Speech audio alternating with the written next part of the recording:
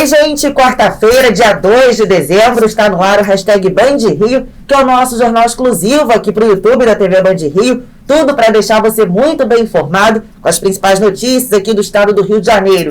Então vamos ao nosso giro de reportagem.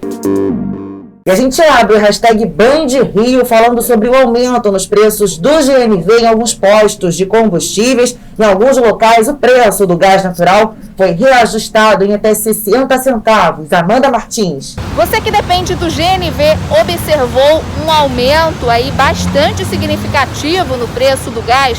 Pois é, os motoristas estão chegando para abastecer nos postos e percebendo um aumento de até 60 centavos nesse abastecimento. Aqui nesse posto em Botafogo, na zona sul do Rio, por exemplo, o preço está R$ 3,17, mas em alguns locais esse valor já chega a R$ 3,59. Isso é observado em todas as regiões do Rio de Janeiro, zonas sul, oeste, região metropolitana, na Baixada Fluminense também. Esse aumento do gás tinha sido suspenso pelo governo do estado, mas a Naturgy, que é a concessionária responsável pela distribuição de gás aqui no Rio, conseguiu reverter essa situação na justiça. A companhia diz que esse preço teve que ser elevado por conta de um reajuste da Petrobras. E não são só os hospitais da rede pública que estão cheios de pacientes com coronavírus não, viu? Os da rede privada já estão com taxa de ocupação de 98%. A Associação dos Hospitais Privados do Estado do Rio de Janeiro afirma que se nada for feito para conter a segunda onda do coronavírus, as unidades de terapia intensiva da rede privada do estado, dos hospitais privados, pode colapsar em breve. Isso porque a ocupação de leitos de UTI já chega a 98% em certas regiões, como por exemplo na capital fluminense, na Baixada Fluminense e também na região dos Lagos. Atualmente, os leitos restantes de UTI para esses pacientes contaminados pelo coronavírus estão disponíveis apenas em cidades como São Gonçalo e Niterói, na região metropolitana. Já na rede pública de saúde, a ocupação de leitos de UTI para pacientes contaminados pela Covid-19 atualmente é de 91%, enquanto os leitos de enfermaria possuem 81% de ocupação. 2,5 toneladas de cocaína pura foram apreendidas em Duque de Caxias, na Baixada Fluminense. Marcos Sadoc. Yasmin, essa é a maior apreensão da história da cocaína pura pela Polícia Federal aqui do Rio de Janeiro, 2,5 toneladas. 2 homens foram presos nesse galpão. Isso tudo aconteceu às margens da BR-040, em Duque de Caxias, na Baixada Fluminense. Foi um trabalho da inteligência da polícia que já monitorava esse grupo e decidiu entrar no galpão e achou toda essa quantidade de droga. O que se sabe é que esse homem, que não teve identidade divulgada, tem 41 anos, um desses homens, e o outro é um policial militar da ativa que estava de folga. E segundo as investigações, ele seria o responsável por cuidar da segurança daquele galpão. Então tudo isso agora segue sendo investigado pela PF. Esse tipo de cocaína, quando vendido aqui no Brasil pelo quilo, até no Rio de Janeiro, podia render 65 milhões de reais para os traficantes, mas na Europa esse valor multiplica por 6, e aí chegaria a mais de 400 milhões de reais de lucro a essa organização criminosa.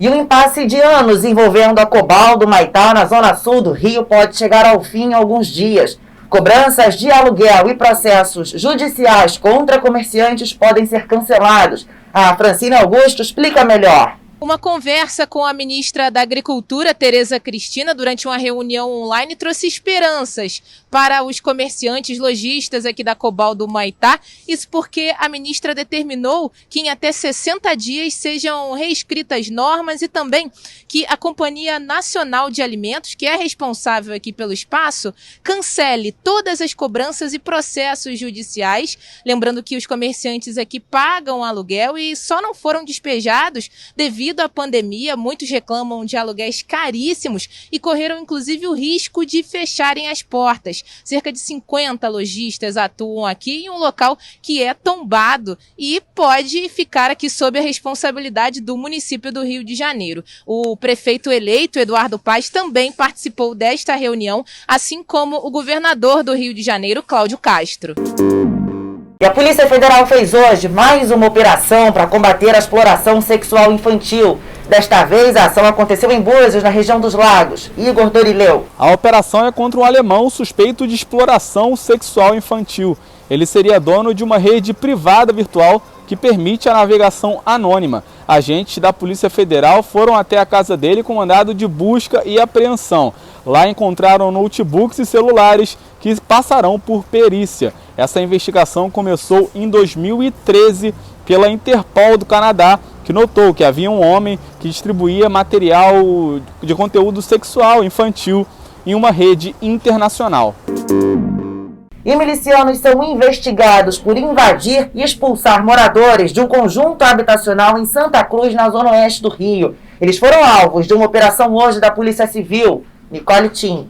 A quadrilha foi o foco de uma operação da Polícia Civil realizada nesta quarta-feira. O miliciano mais procurado do país, apontado como chefe da organização criminosa, Wellington Silva Braga, o ECO, foi um dos alvos da ação, mas ele permanece foragido. A quadrilha agia em Santa Cruz, na zona oeste do Rio, cobrando taxas, e quem não pagasse era expulso de casa. Segundo as investigações, os criminosos expulsavam as famílias e revendiam os imóveis por preços que variavam entre 20 e 25 mil reais.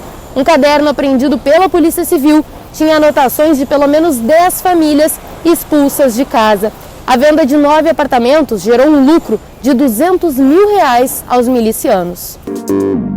E a SEDAI estuda ressarcir os moradores que estão com falta de água há dias aqui no Rio de Janeiro. A Agatha Meireles conversou hoje com o presidente da companhia. A Companhia Estadual de Águas e Esgotos avalia a possibilidade de ressarcimento para os consumidores atingidos com desabastecimento aqui no Rio. A SEDAI afirma que o serviço só deve ser normalizado até o dia 20 de dezembro. O problema, que atinge mais de 1,5 milhão de pessoas, é causado por uma falha em uma bomba na elevatória do Lameirão, na zona oeste aqui do Rio, que é responsável pelo bombeamento da água. Há 2 semanas, um dos motores quebrou, reduzindo aí a capacidade de operação para 75%. Sobre um possível desconto na conta, o presidente da empresa, Edson Oliveira, em entrevista exclusiva com a Rádio Band News FM, afirmou que o consumidor que se sentir prejudicado pode solicitar o ressarcimento, mas os pedidos vão ser analisados pela SEDAI.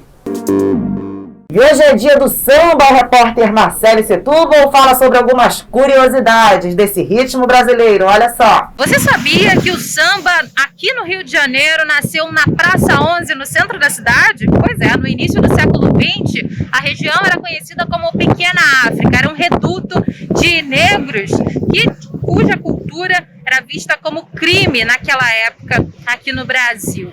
E foi nos terreiros de Candomblé que o samba começou. E a gente vai contar toda essa história no Jornal do Rio hoje.